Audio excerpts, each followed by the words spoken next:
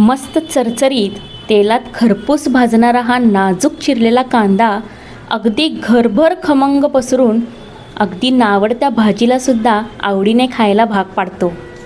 भाजी मग कोणतीही असो ती, जी नुसतीच वरपायला म्हणू नका तर चपाती भाकरीसोबत हाणायला सुद्धा एक नंबर लागते.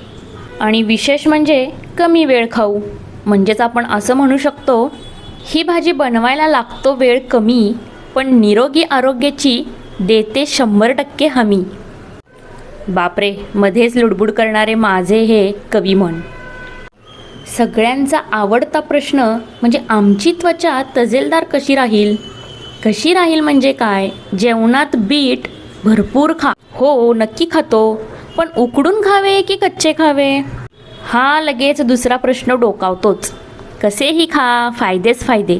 कच्चे खाल तर रक्तवाढ हमखास, आणि शिजवून खाल तर पोटातली गुडगुड म्हणजेच गॅस कोसावर दूर दूर. कारण फायदे ही शाहीच आहेत ना.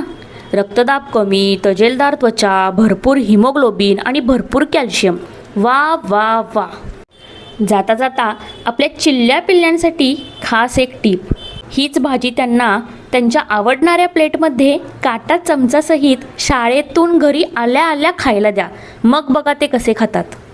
आणि वरून मस्त हिरवीगार कोथिंबीर पेरून तुम्हाला जशी आवडते ना तशी खावा, पण आठवड्यातून 2 वेळा ही भाजी नक्की खावा.